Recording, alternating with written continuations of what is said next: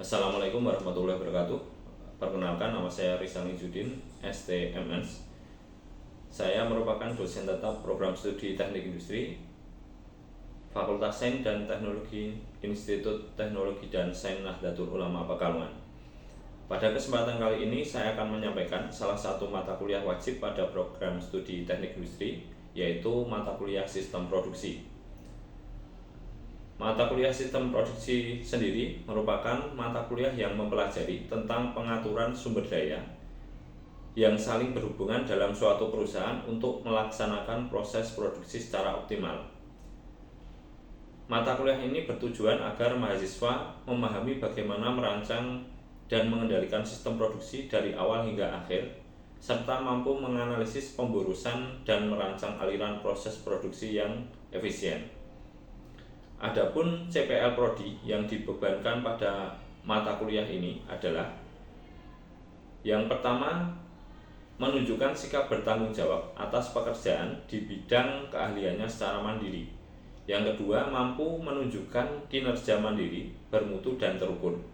Yang ketiga, mampu menerapkan matematika, sains, dan prinsip rekayasa untuk menyelesaikan masalah rekayasa kompleks pada sistem terintegrasi yang terdiri dari manusia, material, peralatan, energi, dan informasi. Yang keempat, menguasai konsep teoritis sains alam, aplikasi matematika rekayasa, prinsip-prinsip rekayasa, sains rekayasa, dan perancangan rekayasa yang diperlukan untuk analisis dan perancangan sistem terintegrasi. Yang kelima, menguasai prinsip dan teknik perancangan sistem terintegrasi dengan pendekatan sistem. Adapun capaian pembelajaran mata kuliah ini yaitu: yang pertama, mahasiswa mampu menerapkan pemikiran logis, kritis, sistematis, mandiri, dan inovatif serta bertanggung jawab. Yang kedua, mahasiswa mampu menguasai prinsip dan teknik perancangan sistem terintegrasi dengan pendekatan sistem.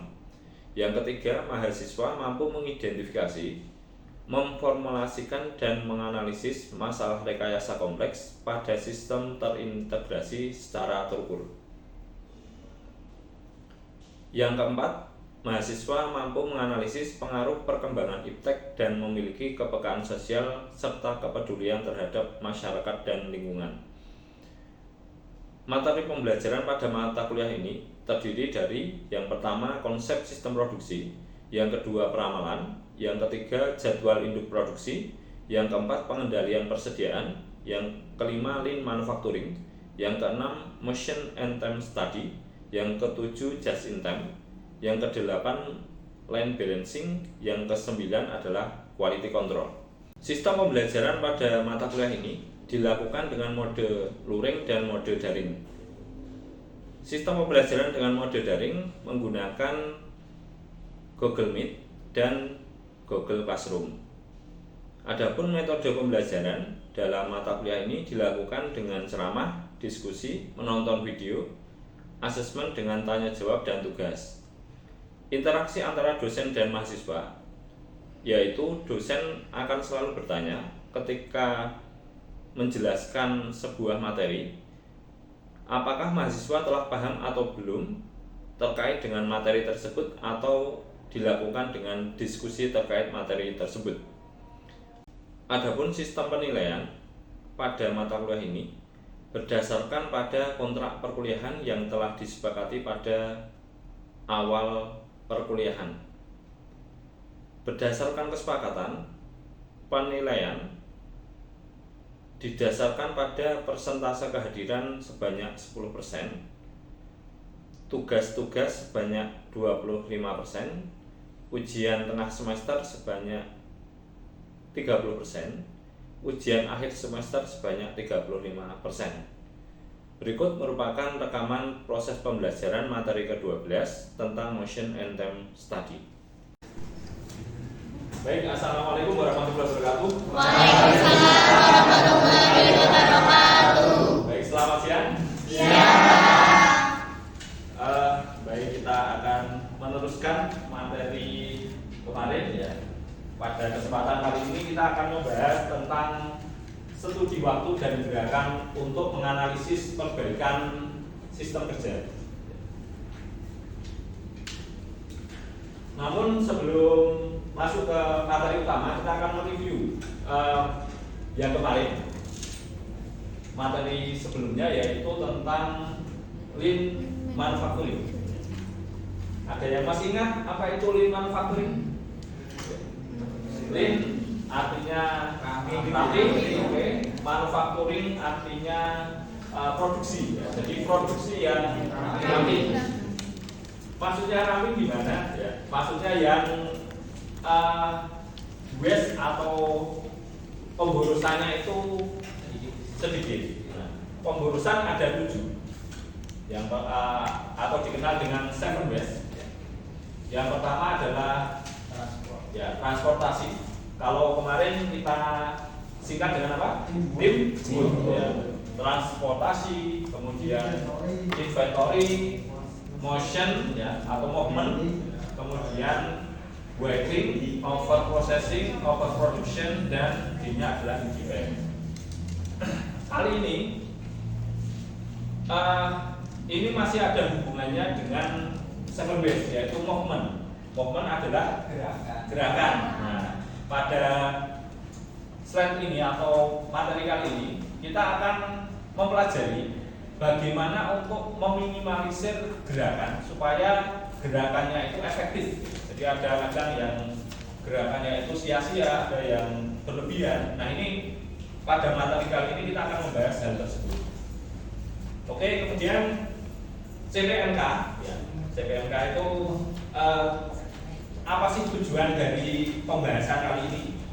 Yaitu tujuannya supaya mahasiswa itu bisa menjelaskan ketika mata kuliah ini selesai itu apa itu time study dan motion study serta manfaatnya untuk menganalisis perbaikan kerja pada dunia industri manufaktur maupun jasa. Jadi ini bisa dipakai, harapannya ini bisa dipakai untuk menganalisis baik itu industri manufaktur maupun jasa. Misalkan dengan besok kebetulan nih PKL-nya di rumah sakit, nah itu bisa lihat pelayanan di sana itu alurnya bagaimana. Ketika melayani itu dia gerakannya bagaimana. Misalkan dia printnya jauh, berarti kan dia harus jalan dulu ke sini. Jadi bisa dipakai untuk bidang jasa maupun bidang manufaktur. Misalkan konveksi itu sangat bisa sekali. Jadi ini sangat bermanfaat sekali ketika dengan untuk PKL atau untuk kedepannya itu bisa dipakai untuk metode pemecahan masalah. Kemudian tujuannya ya ketika pertemuan ini selesai ya itu mahasiswa bisa menjelaskan pengertian dari waktu studi waktu dan gerakan, kemudian bisa menjelaskan studi waktu dan gerakan kegunaannya dalam dunia industri dan menjelaskan langkah-langkah studi waktu, kemudian dapat menjelaskan macam gerakan terbit ya. Oke, referensinya adalah ini Rosnani Ginting tahun ini buku semuanya atas ini, kemudian Heiser Render, kemudian Yanko dan Billy Ngaliman ya. Barnes. Ini ada 2 jurnal saya yang membahas tentang studi gerakan. Yang pertama adalah motion study pada produksi briket ya. Tahu briket ya? Ya, briket itu arang. Kemudian ini yang belum terbit analisis studi pada batik cap ya. Jadi pada tahun 2024 kemarin saya melakukan penelitian ini bersama dengan kakak tingkat tentang proses produksi batik dengan menganalisis gerakan dan waktu prosesnya. Oke, ini yang sudah terbit, yang bulan depan insya Allah terbit di jurnalnya. Oke, kemudian nanti kita akan menjelaskan yang pertama pendahuluan dulu, kemudian sejarah dan manfaat time study, tahapan time study itu apa saja, pengertian dan sejarah motion study, gerakan terbit apa saja, dan langkah motion study apa saja. Oke, masuk ke pendahuluan. Jadi sistem kerja apapun itu, ya, jadi orang kerja itu diukur dari beberapa kriteria. Jadi kerja ini bagus, kerja ini tidak. Itu tolak ukurnya menggunakan beberapa kriteria. Yang pertama adalah waktu. Kira-kira kalau kerjanya semakin cepat itu bagus atau tidak? Bagus ya. Jadi memerlukan waktu lebih sedikit itu artinya bagus. Kemudian tenaga yang dikeluarkan itu sedikit berarti bagus atau tidak? Ya, lebih bagus. Dampak psikologis, ketika dampak psikologisnya sedikit itu akan bagus karena kalau kebanyakan itu bisa stres. Ya. Dan sosiologis itu kita kan makhluk sosial. Misalkan kerjaannya sampai hari Minggu pun masuk, sehingga kita nggak sempat ada tetangga yang meninggal, kita nggak bisa kajian atau ada tahlilan kita nggak bisa hadir, itu berarti pekerjaan tersebut membebani sosialnya terbebani. Oke. Kemudian tujuan motion and plan study sendiri itu untuk menganalisis kerja, untuk meningkatkan efisiensi sistem kerja. Fokusnya adalah pada pengamatan gerakan. Ya. Kuncinya itu sebenarnya di dua hal ini, gerakan, motion, ya, slow motion. Ya. Slow motion kan artinya gerak, lambat. Ya. Jadi menguji gerakan dan waktu yang dibutuhkan. Kemudian digunakan dalam bisa manufaktur maupun jasa. Dahulu kala ini sebenarnya metodenya sendiri-sendiri antara waktu dan gerakan, tetapi akhirnya digabungkan menjadi satu istilah yaitu time and motion study. Oke, ini saya akan memutar sedikit video ya tentang gerakan kerja. Akibatnya, dikejar deadline buat menyelesaikan tugas yang numpuk sering banget dirasakan banyak orang. Buat mereka yang kerja di kantoran, khususnya bagian administrasi, pasti pernah stempel surat penting untuk segera dikirim ke tujuan. Namun, bagaimana jika yang distempel ada ratusan kertas, sementara tugas lain menunggu untuk diselesaikan? Nah, boleh dimulai sama gadis satu ini. Dengan kecepatan tangannya, ia mampu mengembalikan stempel dengan baik di atas kertas. Tangan kanan pegang stempel, sementara tangan kiri membilas kertas satu persatu dengan rapi dan cepat.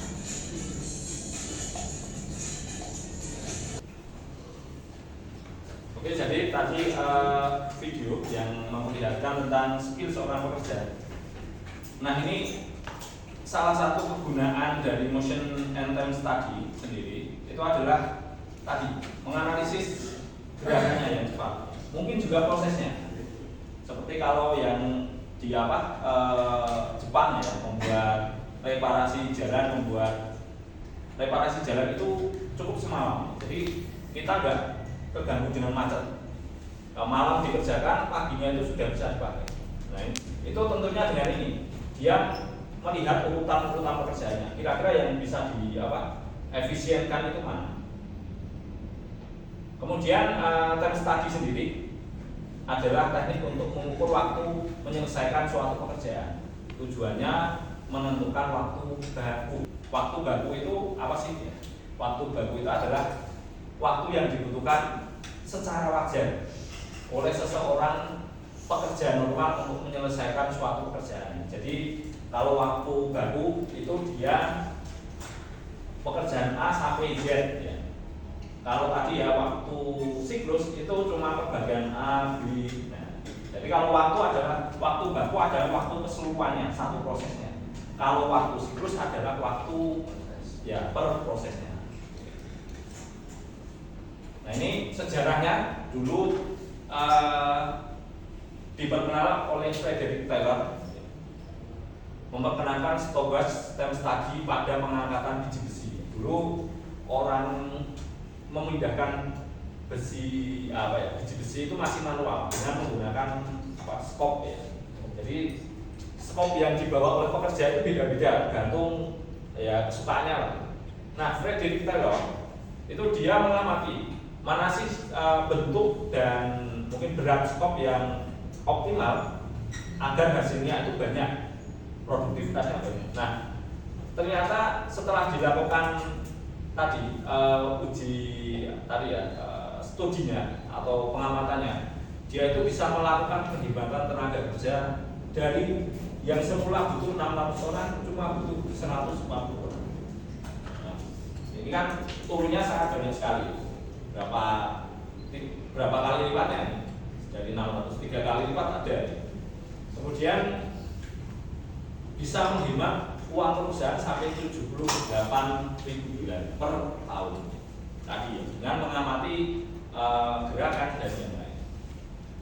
Nah ini tahapan time study waktu baku itu urutannya dari awal.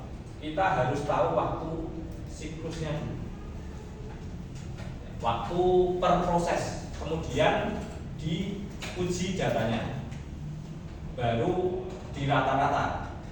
Setelah itu ada faktor namanya penyesuaian. Penyesuaian itu performa. Orang kan tadi, orang kan beda-beda antara yang dia itu amatir baru bekerja dengan yang sudah lama. Mungkin orang yang sudah lama jahit satu hari itu bisa dapat 20 misalkan. Kalau orang yang baru bekerja 10. Kemudian waktu normal dan memperhatikan waktu kelonggaran atau allowance, istirahat, kemudian sholat itu termasuk dalam faktor kelonggaran. Baru terakhir adalah bisa memperoleh waktu standar.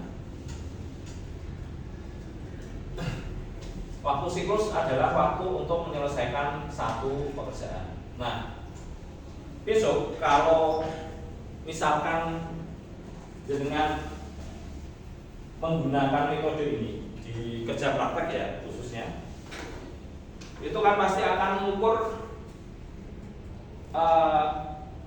waktu per prosesnya. Misalkan orang motong kain itu ada yang pengamatan pertama 8 menit. Kira-kira orang mengamati itu waktunya bisa sama semua nggak? Pengamatan kedua kira-kira bisa 8 nggak? Rata-rata dia akan berbeda. Nah, maka perlu ada uji. Ya, misalkan 8, kemudian 9, 10. Ternyata di sini ada yang 30. Nah, ini kalau 30 itu diikutkan, kira-kira merusak rata-rata dari ini tidak? Merusak. Nah, makanya perlu yang namanya uji keseragaman data. Jadi perlu berarti 30 ini dihilangkan. Kemudian kecukupan data itu adalah mencari tahu saya harus mengambil data berapa sih, saya harus mengukurnya berapa kali. Itu diukur dari uji kecukupan data. Jadi saya harus mengukurnya itu 2 kali, 4 kali. Itu menentukannya dengan uji kecukupan data. Kemudian untuk waktu normal tadi diperoleh dari waktu siklus ya, yang sudah di rata-rata kayak ini tadi, sudah melalui disaring atau diuji lolos berarti bisa di rata-rata. Kemudian dikalikan faktor penyesuaian naik. Oke, kemudian yang terakhir waktu standar yaitu diperoleh dari sebelumnya tadi. Waktu normal dikalikan 100% per 100% dikurangi allowance. Oke, kemudian beralih ke motion study. Kalau tadi waktu, kalau ini adalah gerakan. Jadi motion study menganalisis gerakan pekerja untuk mengidentifikasi gerakan yang efektif dan tidak. Tujuannya yaitu untuk menghilangkan pemborosan gerakan. Ini sejarahnya ditemukan oleh Frank and William Gilbert. Jadi Frank itu dulu tukang batu bata. Dia tukang masang batu bata ya. Kemudian dia mengamati orang memasang batu bata itu ada beberapa cara beda-beda. Ada yang misalkan batanya ditaruh di bawah. Kemudian ada yang modelnya itu batanya sudah ditaruh di meja ya, di dekatnya. Nah ternyata perbedaan itu diamati dan bisa diperoleh gerakan yang efektif. Kemudian tab ada 17. Nah, ini mencari. Ini sama kalau dengan mau nulis ya. Nulis itu kan berarti gerakan pertama nyari buka dulu. Kemudian buka tutup. Nah, dan ya sampai selesai.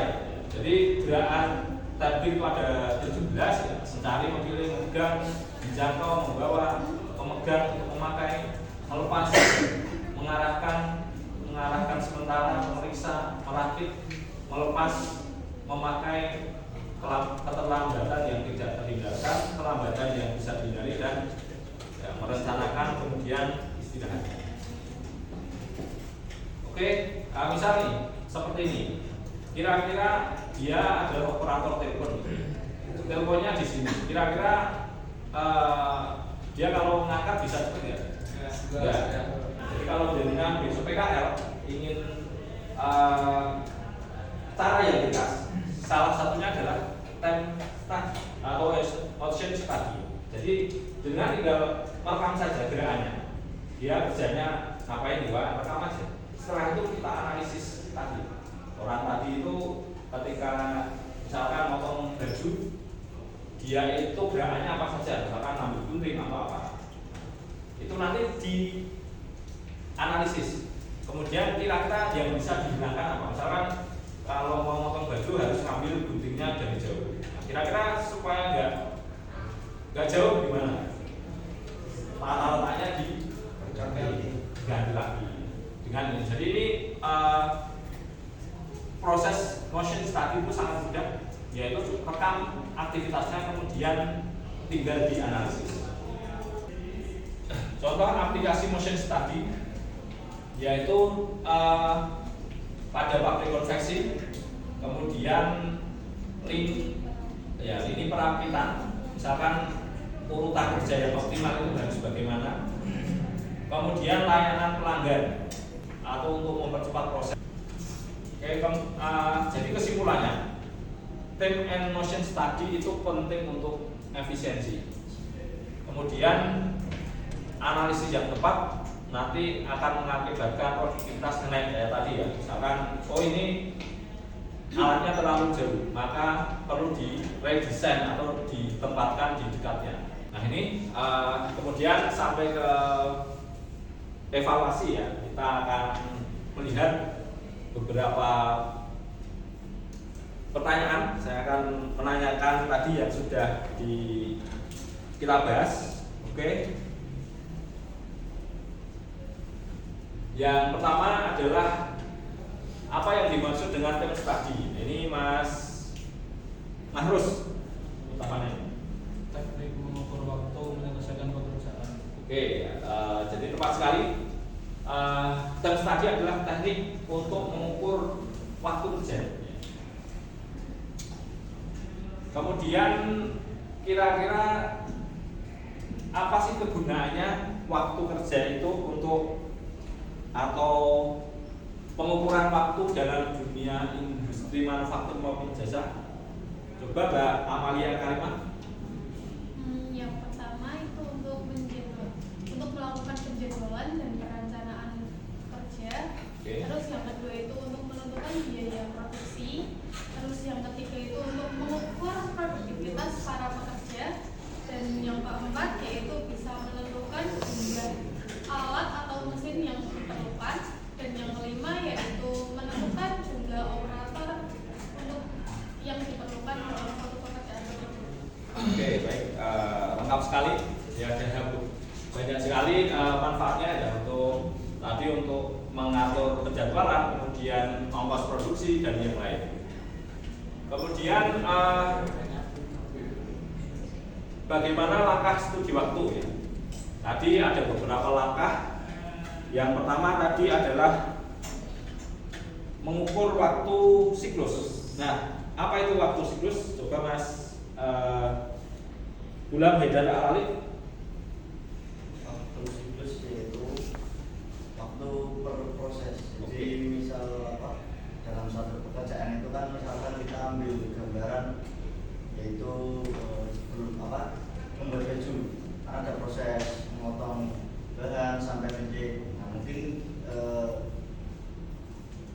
waktu siklus itu yaitu misalkan proses memotong ban.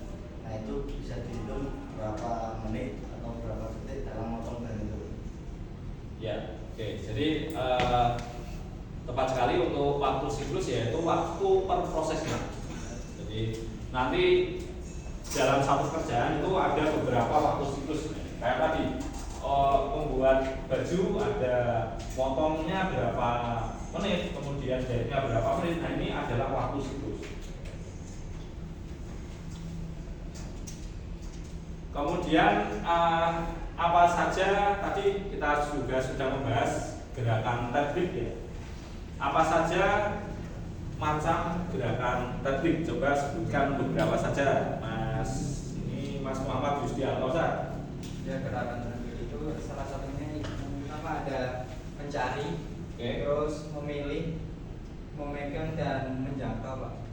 Oke ya, jadi itu beberapa macam gerakan tadbik. Ya ada 17, salah satunya yaitu mencari, kemudian memegang, membawa dan yang lain. Yang terakhir adalah bagaimana langkah metode motion study, Mas Bilal ya.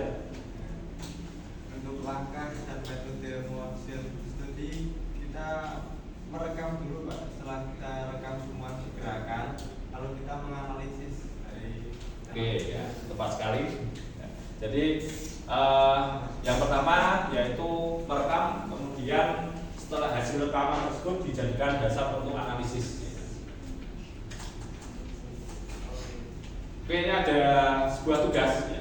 Jadi tugasnya yaitu membentuk kelompok dengan masing-masing kelompok 5 orang, kemudian cari di industri sekitar Anda.